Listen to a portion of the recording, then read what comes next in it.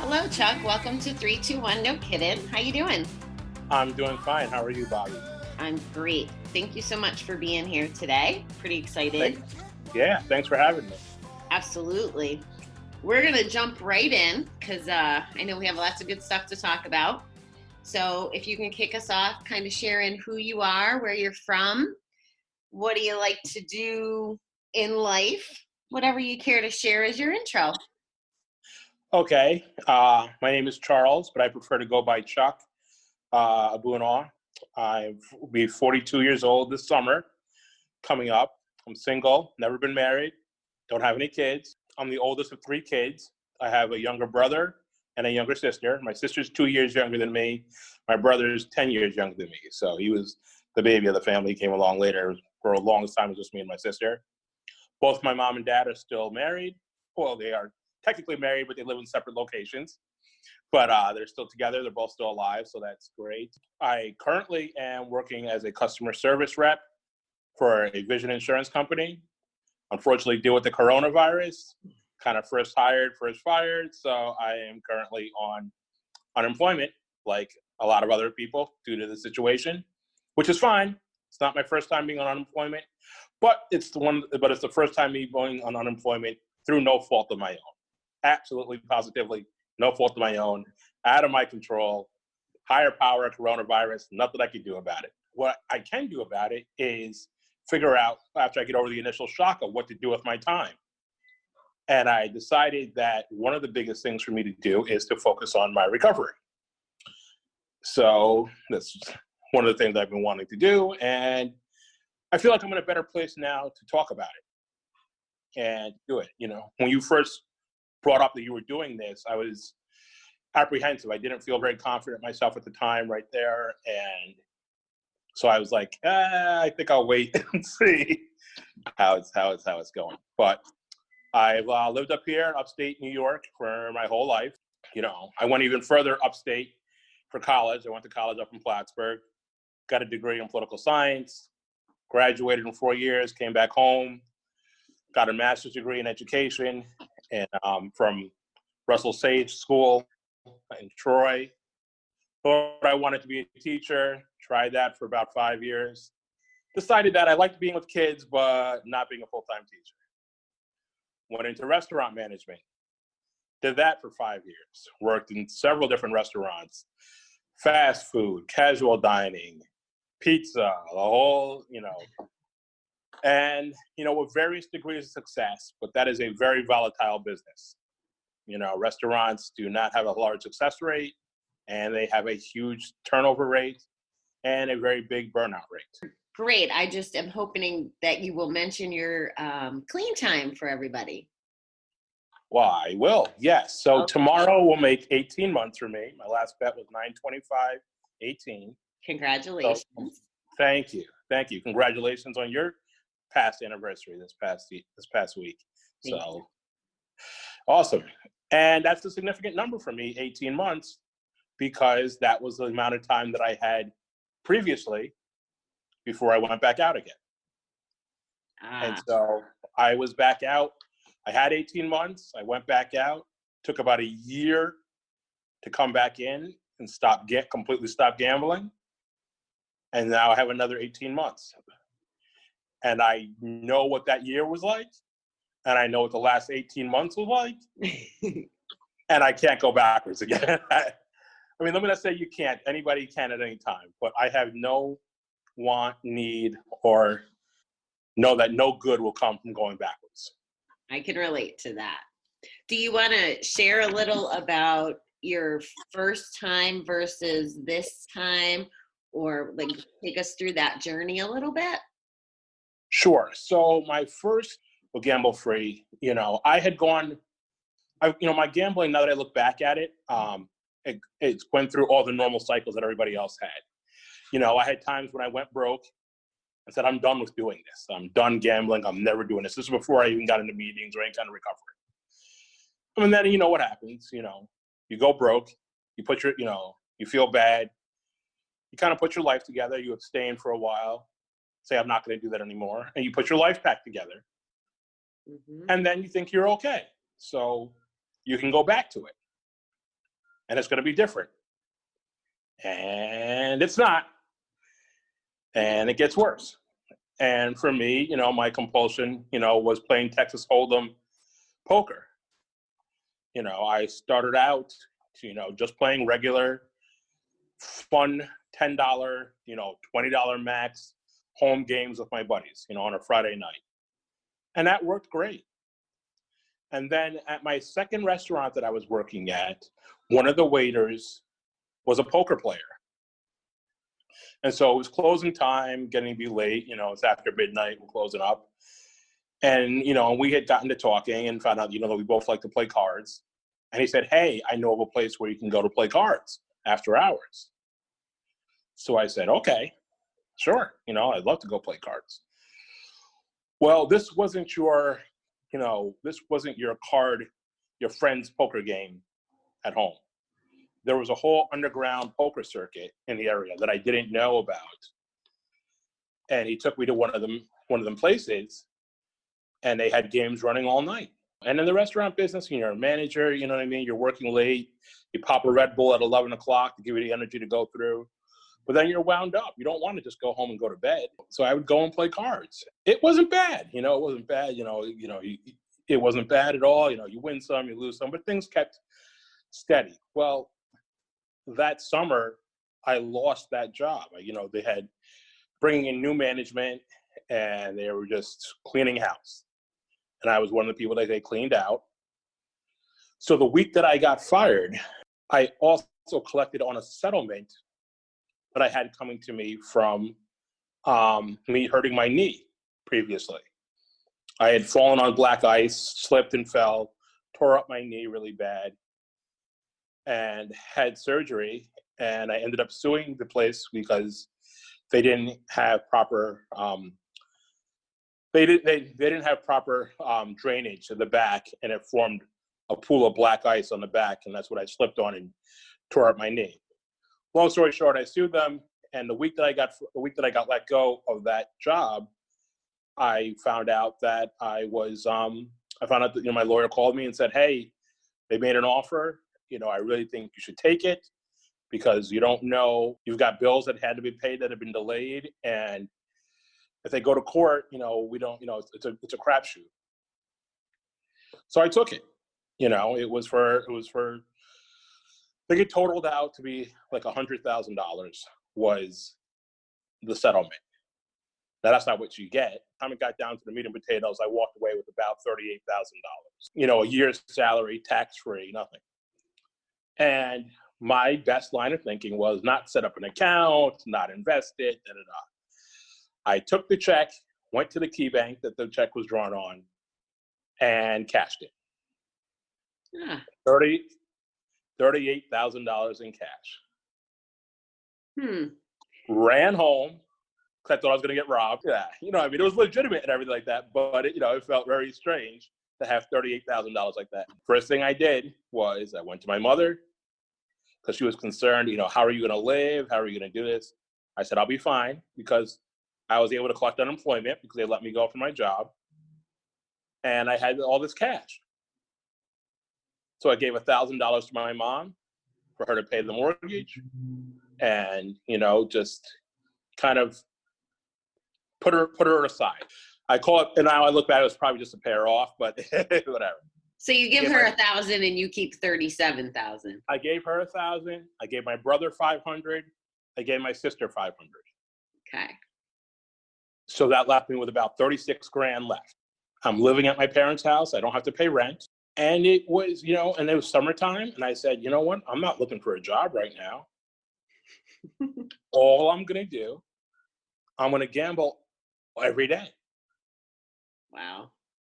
I'm finding this very interesting because I didn't move here until after all of this. So I don't know this about you. So I'm like on the edge of my seat. Right. So this is 2010. This is like summer of 2010. And this is why Brett calls me the summer of Chuck, because when I gave my speech to talk about this at the first speaker jam, I called it the summer of Chuck because I had all my bills paid. I could pay my car payment, student loans, everything. I would literally I would have my little stash of hundreds freshly crisp.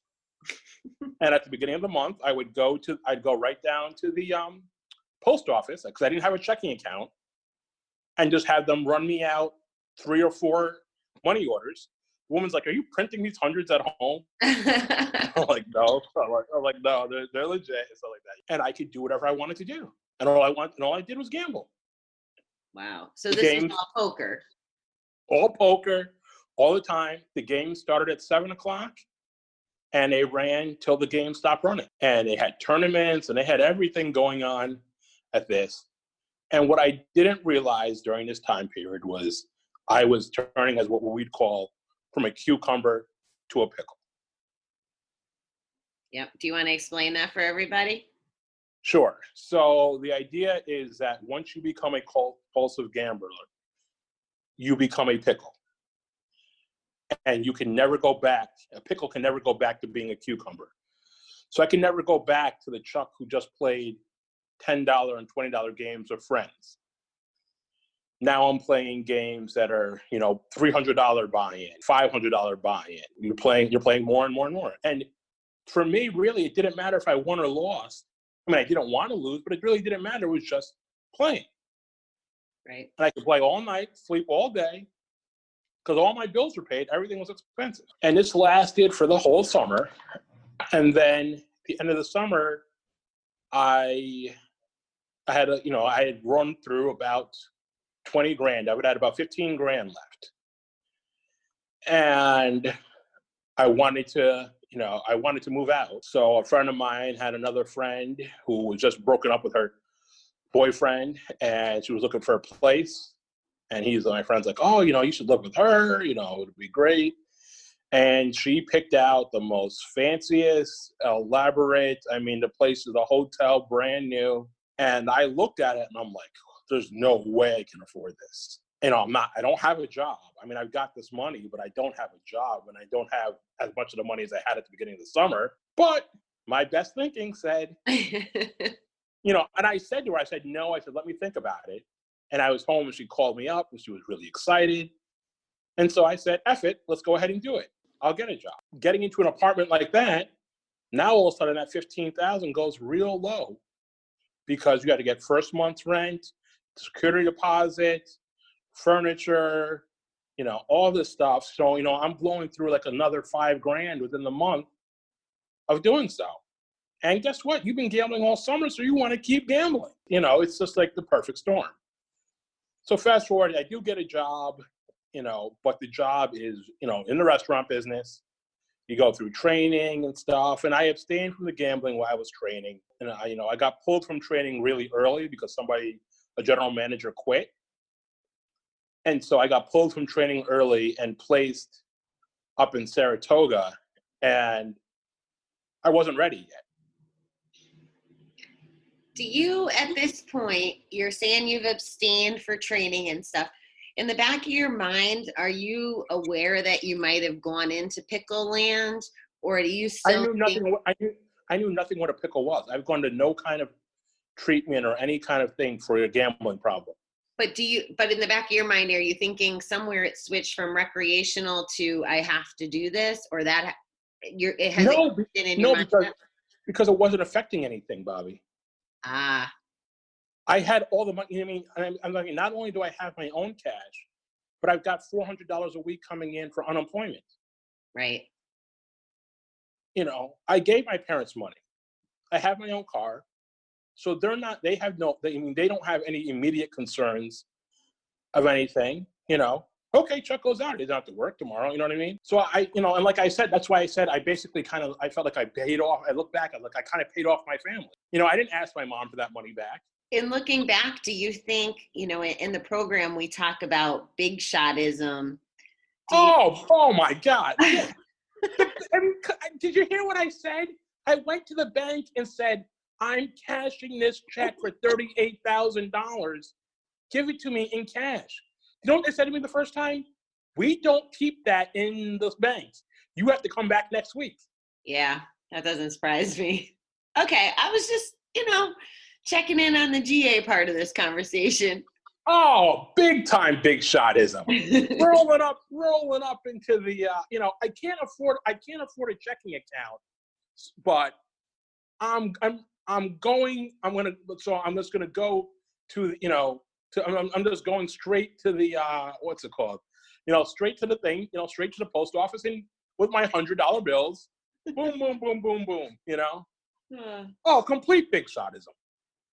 So I'm sorry, I totally interrupted your story. So you're getting us to, it's really interesting that you're saying, basically as long as my bills are paid and I have money, it's okay to gamble as long as we want. And I feel like there's probably a bunch, at least one or two other compulsive gamblers that think the same way, that as long as there's money, it's not a problem. So I'm very intrigued on how this progresses. So the apartment that I'm living in this apartment. It's expensive and everything. And the person that I'm living with is a very nice person, but they are all over the place. And I'm seeing my therapist, and my therapist is telling me, Chuck, because I have bipolar disorder. And she's like, Chuck, you're doing well, but if you live in this environment, sooner or later, it's going to affect you. And of course, I blow her off, no, it's not going to affect me. And for a while, I said, when she would say, hey, you want to go out? I'm like, no, I'm not going out. I got to work, da-da-da-da-da. But after a while, you say, F it. And the job that I went into, I wasn't prepared for, so I was over my head. They didn't like me there. A lot of the people that I worked with had risen up. I was working for Taco Bell. A lot of people that worked there had risen up in the company. And then all of a sudden they bring in this big black guy from outside. The people that they pull from are more from like Wilton and from like a lot of the smaller areas, Schuylerville and stuff, and you're going to move in this big black guy and say, he's your boss, but your boss doesn't really know anything. Wilton and Schuylerville are a little bit more country towns, right? A little bit right. Yes, different demographic is what you're saying. Demographics, very great things. People thought that they were supposed to get the job, and the only reason why I was able to get the job because the district manager used to work with my roommate at the time. Oh, okay. So, I had a really good interview with him, but when I dropped her name, he was like, oh my God, she's great, blah, blah, blah. So then the fix was kind of in, you know what I mean? And he really took a shine to me, you know what I mean? Because coming in his place, you don't get a lot of college-educated people. And of course, it looks good too if you could hire a minority as well in a management position, that also. So take all those things, into consideration. But I was way over my head. I was stressed, working a lot of late hours. Right. And when you're salary, they grind. So all this stuff is stress. And what do you do when you're stressed? You go and you gamble. And so the money that I had, it starts to dwindle down. And then, so now I'm like it's coming to like the end of the year, and I'm gambling and I'm doing this. And now I'm coming up short. So then so the one time I said to my roommate, I said, hey, can you cover this month's rent? And I'll cover next month's rent. And she's like, okay, no problem, do that. Well, the next month comes and I don't have the money. Right. And the place that we lived in was very expensive. And they were like, and I wrote them a bad check. And the apartment was in her name because I wasn't working at the time. So I was still on the lease, but as like a subletter, she was the main person on the lease. So basically, long story short, is they put a note on the door saying, you guys have, a 15-day, 30-day eviction notice. Wow. And she's like, what's going on? So we had to go down to the check bounced. And of course, I'm making up a million excuses of why the check bounced and all this stuff. And the bottom line is that I'm just, gambling my face off. And I go and I come home and she has all of her stuff packed. I'm like, whoa. She's like, Chuck, she's like, she's like, I can't. She's like, this is going to screw up my credit. This is going to ruin everything. She's like, you can't come up with this money. She's like, we have a year-long lease here, And so we basically, made a deal with them to cover the rent, over a period of time. And so that she could get out without it affecting her rent. But then we got to move again. We got to get a storage space, try to find a new apartment. You know what I mean? My parents didn't want me moving back home. So then I got to move into a hotel up there. It's just a complete disaster. And she hates me. I mean, it was like a divorce, honestly, Bobbie. It was like a divorce. But we weren't married, but it wasn't, it was just miserable. Yeah. And what do you do when you're miserable? You gamble. You want to gamble even more. Right. And I'm running short. I'm trying to find a new apartment and stuff like that. I don't have money again to do all the first and last month's rent. I'm writing bad checks. I'm writing IOUs to the gambling establishment, and so, I end up start taking the petty cash from work. Fraud, because I was the general manager, I would do deposits. And I did, a weekend deposit. So if I put it in on Saturday morning, they're not going to be able to verify it until at least Monday. And I kind of codified it. I wrote a check in there to put it in, just took out the cash and put a check in. So technically it wasn't stealing. Now the check's no good, it's rubber, but, right.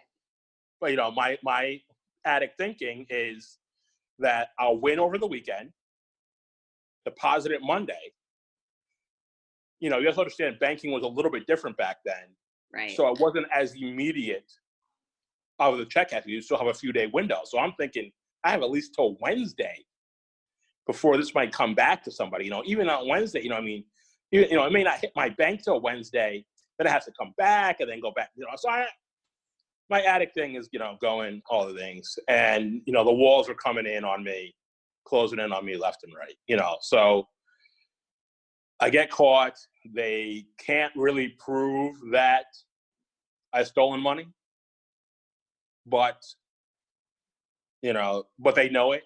I know it, and I'm trying to so long story short, I get fired.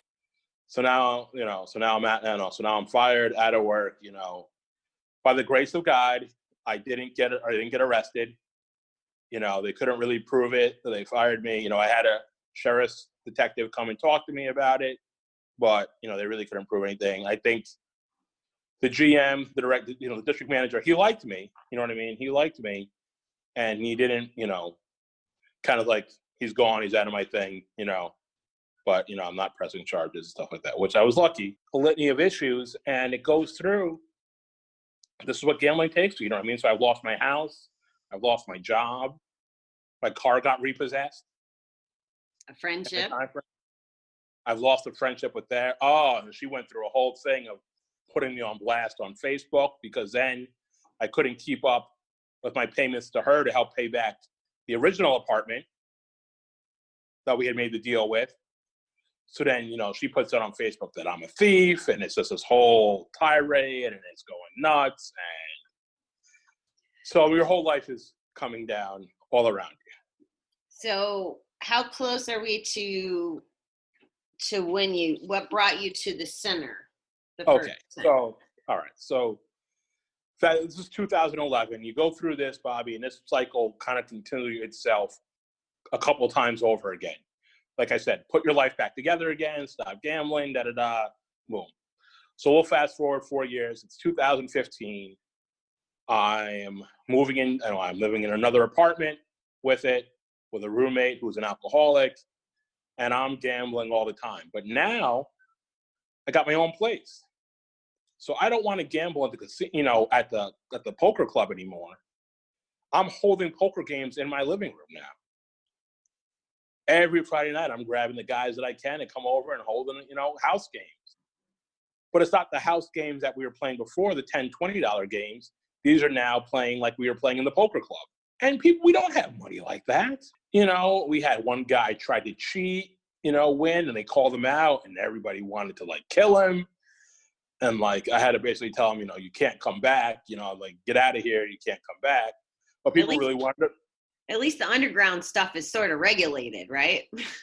To a degree, yes. Yeah. That's a whole nother story of the underground stuff. But anyways, long story short is I screw up that apartment as well. I stopped paying the rent there, I'm using my mom's credit cards to run up things. And then she's asking me questions about where these charges are coming from and stuff like that. And so I'm trying to cover my normal expenses by using her credit cards. And I'm like, I don't know, Mom. I'm like, maybe somebody got your number somehow. I don't know what's going on and stuff. Are you still not thinking that there's a problem? Are you still thinking it's a money and a life bad Bobbie, because I have nobody around me to tell me the things that I need to know to do this, because they're not used to dealing with this. So as far as I'm concerned, I know I've got a problem. I know I've got issues, but I don't know how to quantify it yet.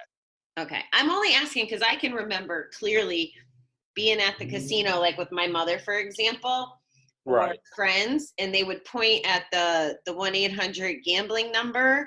And I knew back in my head years before I ever admitted it. So that's what I'm trying to dial into. Okay. Well, the original roommate in the old apartment that I had talked to you about, the girl. Yes. She actually came to my parents, was like, I think he has a gambling problem. And because she used to give me money to gamble. Mm-hmm. And then she would be like, okay, go, I'll give you the money and then let's split the winnings, whatever, blah, blah, blah. And so I told her, when she went to my parents and told them that, I was like, Mom, Dad, she's crazy. She's just nuts. Like, can't let her, blah, blah, blah. It's just, she's a scorned woman. That's that and crazy. One night I overdrew my money. I gambled my money away, and I was about $300 short. And it was like 5 a.m, and people were like, we need the money.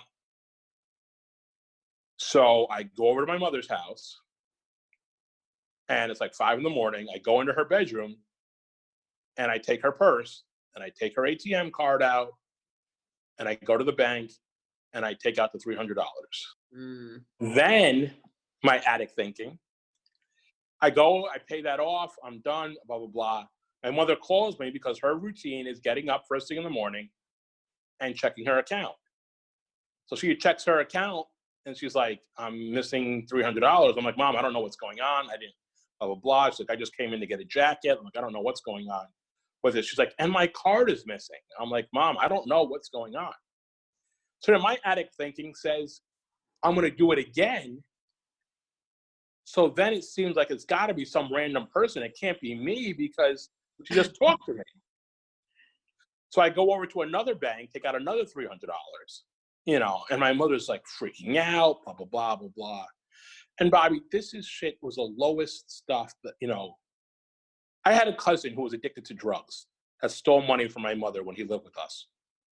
And he stole money from me, stole money from my mother. My dad had to kick him out of the house. And I swore to myself as a child, as like a 9-year-old, 10-year-old child, that I would never do something to myself that would make me do those kind of things. And I had become just as bad, with the gambling. Well, that's why we're here, Chuck, right? Because people, especially with as normal as gambling seems to the general public, because it's everywhere, it's integrated into fundraisers and all this stuff, I don't think that people understand when we're in that mode, you're not thinking about your mother. You're not thinking about integrity. You're not thinking about any of that stuff. And as we refer to it in our world, it's the disease make us do these crazy things. And I think that's the big disconnect that people don't grasp. It's almost like, the good angel and the bad devil on the shoulders. Right. It's like your whole, nothing is functioning. You're not thinking. Right. Well, you're not driving the bus anymore. Right. So now the situation is, and my mother comes to me, she said, Chuck, if you took the money, just tell me and we'll work it out. And what I learned now that I didn't know then is that I couldn't face it to myself that I had done it. So there was no way I could tell her that I did it. And so the bank says, listen, we can get you your money back, but you have to file a police report. So she has to go down to the county police, do so. They have to do, invest, do you have any idea who could have done this? My mother says, no, I don't really know, blah, blah, blah, blah. Well, of course, the police, it doesn't take them long. They pull those security cameras, da-da-da-da-da. And then my mom has to get, an email from them, a call and an email from them, do you know the suspect? And it's her own son. Right. So then they have to file charges. In order to get her money back, they have to file charges.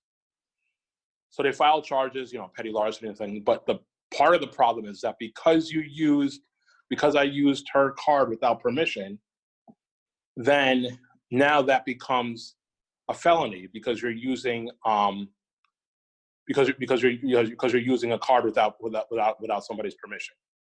That's what's the big thing. If you were just taking the money, then that wouldn't be as much of an issue. Oh, okay. But because you use the ATM card, that's the biggest thing. The other issue that I didn't know about this time is so my parents are friends with the Albany DA. So I'm thinking, oh, the fix is in. You know what I mean? I'm going to get out of this. No big deal. Slap on the wrist, nonviolent. Blah blah blah blah. But that's not how my dad put it to him. My dad put it to him as, I don't know what's going on with my son. I need help. He needs help. Can you help us help him? So David Soares puts it down on, to his prosecutor, no deal. No deals. So my public defender's like, Chuck, they're saying no deals on this. And I'm like, what do you mean no deals? I'm like, how can you be no deals? He's like, yeah. It's like, I can't get a deal on this. It's like, I don't, And then it turns out that, they find out, oh, well, does your dad know something with the DA? And so my mom was sitting there with me, she stood by my side through all of this, and she knew that my dad had talked to him. And I hit the roof. I was furious because my plan to get out of this was not happening. Right. And they said, okay, so what we'll do is you have to complete this drug court program. Now, here's the thing about the drug court program. They had never let anybody into the drug court program for just gambling. I don't have an alcohol problem. I don't have a substance abuse problem. So it's just gambling. I was the first person to come in through just gambling. And so now I'm in the drug court program. And holy cow. Talk about not being, somebody's going to control your life for you, So at the meantime, part of the thing, before I got into the program, I started coming to the center. And I'm going to meetings and stuff like that. And I told them when I was going, I'm like, this has been great. This has been really good for me, but I'm done coming to these meetings. I'm not going to meetings anymore. Well, drug court has a different fuel in it. So not only do I have to go to the Monday, I have to go to 2 meetings a week at the center, for inpatient, outpatient treatment. But then they say, so that was that. But then they said, on top of that, you have to attend 3 self-help meetings. And my mind was blown. At that time, I'm there with my counselor. I'm like, what do you mean self-help meetings? She's like, well, this isn't self-help, Chuck. This is treatment. I'm like, what kind of bullshit is this? I'm like, this is not. I'm like, what do you mean? I'm like, I thought I was coming to GA. Oh, no. This is treatment. You have to go to GA. So now instead of going to 2 meetings a week, I have to go to 5 meetings a week. Instead of going to jail. What? Instead of going to jail. But what people will tell you in the program is that it is tougher to go through the drug court program than to say, just take me to jail. I wouldn't want to learn. I wouldn't want to know the answer to that. These are coming from people that have gone through it. Yeah. Because the difference is that in the drug court program, you're under a lot of restrictions, but you're still given the freedom. You know what I mean? Right. In jail, you're locked down. You know what I mean? Like when people go to jail, they take the handcuff. There's no choices anymore. Right. That makes sense. Here you still have some free will choices. There are consequences. The other part is, so now you got to report to. So not only do I have to go 5 meetings a week, report. I have to go to drug court every Friday, and I have to report randomly. I have to report once a week down to the drug court offices. And even though it's not there for substance abuse, I still have to get piss tested. Because they said you're not supposed to drink alcohol while you're doing this. And which isn't a problem, but I'd like to have a beer before. Right. But my counselor said, you haven't done anything to earn a beer. This was Yolanda was my counselor at the time. So. Oh, yeah, I knew that just as you said that. Yeah. He said, you haven't done anything to do it. So So it took me a while to embrace this new surrounding and do so. But I did it. I was going to 5 meetings a week. I was meeting all my obligations. Started looking for a job. I got a job working at Home Depot. I'm progressing in the drug court program. I'm doing well. I'm staying gamble free. Drug court is a minimum of 18 months and like a max of like 30 months.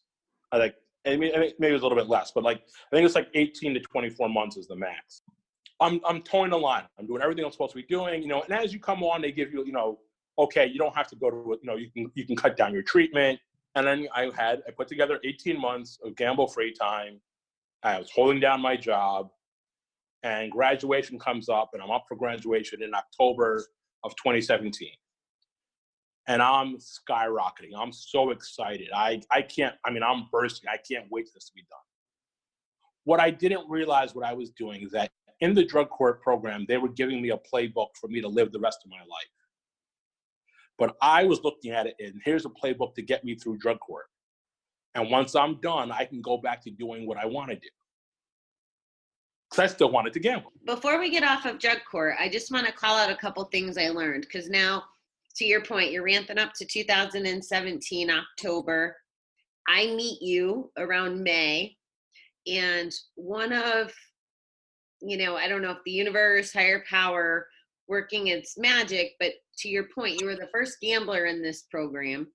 I want to acknowledge the point that you're taking drug tests, and even though the drugs or substances or alcohol isn't necessarily the issue, but you're jumping through these hoops, you've kind of I think you educated, the court system a little through that. And I think it's important to call that out, again, from the awareness perspective, that how do you test a gambler, who has to check once a week? Do you look at their bank account? I mean, what do you do? And that's part of the struggle and why this addiction is so secret and serious and has its own little leg. So I just wanted to call that out because you did a really good job of helping heighten awareness. I know that Bill was pretty passionate about it. And now in your story, I'm now in your life to follow the rest of what you're about to say. Now, on top of everything else with my issues, I have bipolar disorder. So I have mood swings. And if I get excited, if I get ramped up about something, it's okay to be excited like a kid on Christmas, but my bipolar takes it sky high. So going into this, I am sky high excited. Even one of the other, members was like, "Chuck, you're high." And I was like, he's like, "You're high." And I'm like, "I'm not high." And he's like, "No." I'm like, "You're," because I was so excited. I thought, I completed the biggest thing in the world, and I'm ready to just go out and live life how I want to live it. Now, the codicil of the drug court is that they reduced my charges from a felony to a misdemeanor. I wouldn't have a record or anything like that. But you're on ACOD for 1 year, which means, adjournment, conditional adjournment. So if you get in any trouble within that year, the new charges are in effect, plus the old charges come into effect. Oh. And so I had cut off, all the ties to the gambling clubs and stuff like that. I wasn't playing any. If you didn't guess by now, folks that I go to the center with and we can talk a lot and we're used to each other. So once again, we're going to do this as a part 1 and a part 2. And I think it's important to call out a couple things that Chuck has already mentioned or important parts of his story that I just wanted to talk about. So you might hear a little sarcasm or humor around when we talk about our addict brains or the choices we make. And I guess it's a coping mechanism on some level, or we can look back and see the ridiculousness of our actions. So I wanted to kind of explain that. It's not that gambling's funny. Gambling's very serious. And just like Michelle's story, as Chuck is telling you about the court system, people don't understand. There's not even resources for rehabilitation in the court system or in jails. So that's another thing obviously a little passionate about, but I also want you to pick up on the fact that, Chuck is talking about stealing from his mother. His mother is such a resource and so caring and so supportive of this man. And you're going to hear more in part 2. And that's what this addiction does, people. Like it takes over your normal brain. We're talking about an educated guy here. Like he said in the beginning, he has college. He has his master's degree. He's a big black dude. Like, gambling doesn't discriminate. That's another point to drive home. Okay, I'll get off my soapbox. He did a wonderful job, and part 2 will be released next Friday. So I hope you tune back in. As I don't want to ruin the surprise or anything, but as Chuck pointed out in the beginning of the interview, 18 months is kind of his sweet spot. So he'll take us on what happens after he graduates drug court on the next episode. Before I leave, you need a positive quote. So today's will be from boomso.com. I don't know. I'm always stealing these. Well, not stealing. I try to be good and tell you where they're from. So here's just a random one. You can blame others all you want, but the truth is that ultimately your happiness is your responsibility. Be positive. Thanks for tuning in, beautiful people. We will get to the rest of Chuck next week. I hope that you have a fabulous week and stay tuned for Coping While Cooped, I guess, our daily little chats while we're still in lockdown. Thanks.